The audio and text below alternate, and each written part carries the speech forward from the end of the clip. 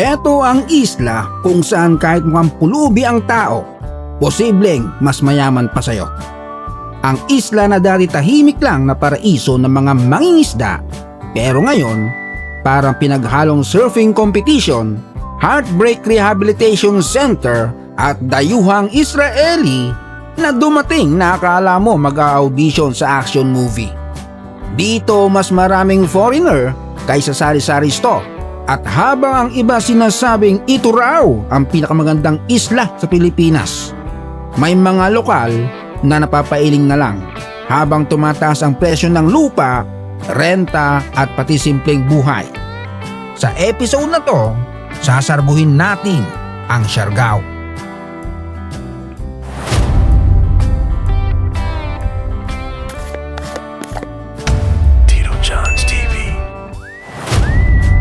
Bago naging social media superstar ang Siargao, simple lang ang buhay dito. Tahimik, probinsya vibes, mga bata naglalaro sa tabing dagat, mga bangka, mga niyog at mga tao na hindi pa alam kung ano ang content creator. Pero nang matuklasan ng mundo ang Cloud9, ayun, nilanggam ang internet na parang tsokolate. Biglang dumating ang mga surfer, sumulpot ang mga chicks hunter, sunod, mga vloggers, mga artista at feeling artista. Isa sa pinaka nakakatawang nilalang sa Siargao ang tinatawag nating temporary island warrior. Ito yung mga taong 3 days pa lang sa isla, feeling nila pang papadudots na ang kanilang istorya. At yung iba, sa Rafi Tulfo na pupunta. Minsan makikita mo sila sa cafe, nakahubad na nagmomotor habang may tattoo ng alon. Yung iba mukhang busy sa laptop, pero ang ginagawa lang pala, nanonood ng Tito Jones TV. Charot. Ang Cloud9 hindi lang surfing spot, isa itong arena ng yabangan. Dito mo makikita mga professional surfer, beginner na feeling main character, at foreigner na 2 weeks pa lang sa Pilipinas pero tinatawag ng lokal ang sarili nila. Makikita mo rito yung mga taong binago raw ang buhay nila nung nakakita lang ng iba. At syempre, nandyan din ang mga first timer. Yung tipong sumakay lang sa board, mukhang ginulpi na ng syokoy sa dagat. Yung iba pag ahon, wala nang dignidad, wala nang pustiso. Yung short, nasa kabilang barangay na. Pero habang dumadami ang turista, may kapalit. Unti-unting nagmahal ang lahat. Yung dating simpleng lupa, ngayon ang presyo parang may gold mine sa ilalim. Yung dating bahay ng lokal, ginawang hostel ng foreigner. May mga lokal na hindi na kayang bumili ng sariling lupa. Imagine mo yon, ikaw na pinanganak sa isla, pero ikaw pa yung hindi makatira.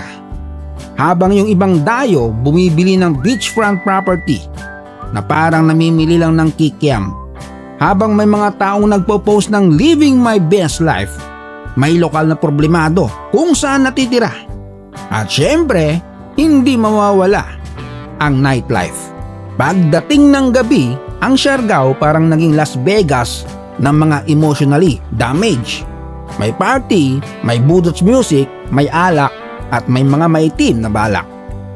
At dito maraming nagwawala at nawawalan. Hindi lang gamit kundi relasyon. Maraming couple ang pumupunta rito para maghayahay tapos uuwi ng hiwalay.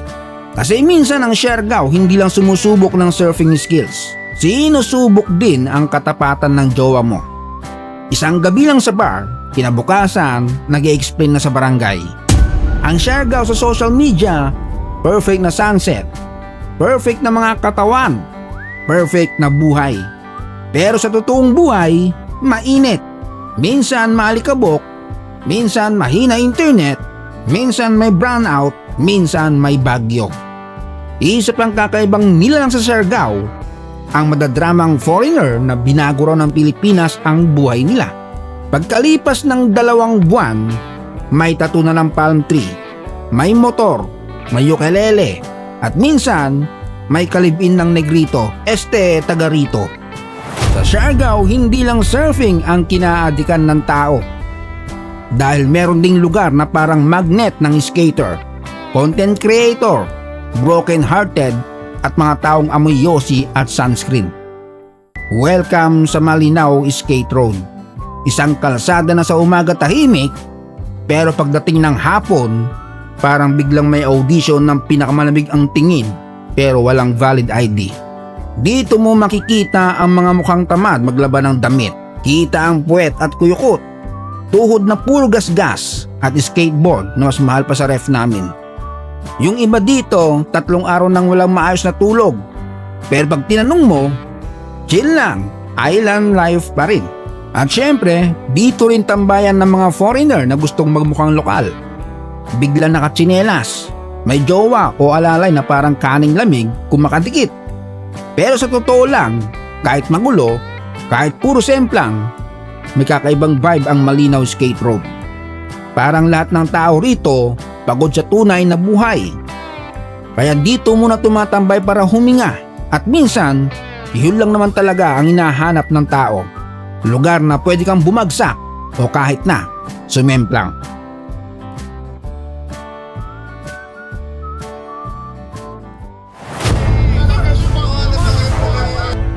At ito ang nakakapanginig ng laman ng mga locals.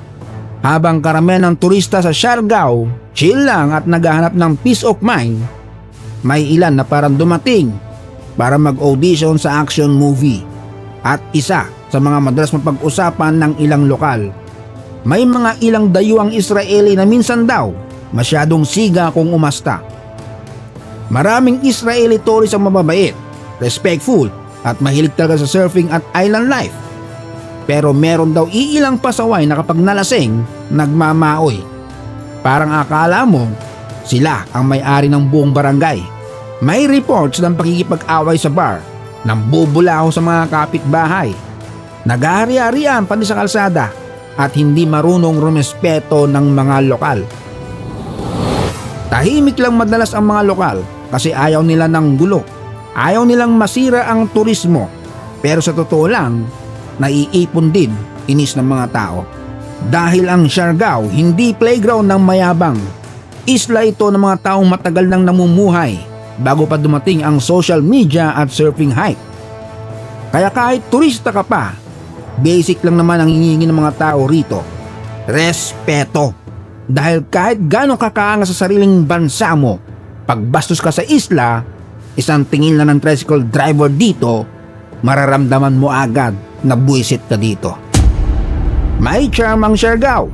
Mabagal ang buhay, magandang dagat, at parang gusto mong tumigil muna. At baka yun din ang dahilan kung bakit maraming tao ang na-addict dito. Hindi dahil perpekto, kundi dahil pinaparamdam niya sa'yo na pwede kang huminga. Kaya ano nga ba ang Siargao? Paraiso? Oo. Pero hindi yung klaseng paraiso na puro saya lang. Ito yung paraisong may ingay, bisyo, presyo na mapaparay ka, at mga turistang biglang nagiging philosopher pagkatapos uminom ng isang bote ng Red Horse. Pero sa gitna ng lahat, nandito pa rin yung ganda ng isla. Yung pakiramdam na kahit saglit, nakakatakas ka sa pagod ng mundo. At siguro, yun ang dahilan kung bakit paulit-ulit bumabalik ang tao rito. Hindi para maghanap ng alon, kundi para maghanap ng sarili. Kahit minsan ang makita nila, utang, sunburn, at maling desisyon sa love life. Kaya mga bossing, kung pupunta kayo ng Siargao, mag-surf kayo, mag-enjoy kayo. At tandaan, ang tunay na island experience hindi nasusukat sa drone shot. Nasusukat yan kung ilang beses kang na-scam ng mahal na kape habang nakatsinelas. Ako si Tito Jones TV at ito ang isla kung saan ang sunset maganda, pero mas maganda pa rin umuwi nang hindi ubos ang laman ng bulsa. So yun, huwag kalimutang mag-subscribe mga bossing. Shout out Jess Belmonte na nasa Dubai, Nolito Gurango from Alabat, Quezon, sa mga Legaspi family, Boss A. Alfie CP3 ng General Trias, Rubica family ng Cabuyao, Laguna, Jenny Lazarito from Olongapo, Miguel Opamin, Yomar Forteresa from Iloilo City, Michael Sumadsan from Santa Rosa, Laguna, Ronnie Rializan, Rose Almo ng Bantayan Island, Cebu, at kay Miles Away na nasa Alcobar, Saudi Arabia. Salamat sa panonood, hanggang sa muli. Ay, Pilipino!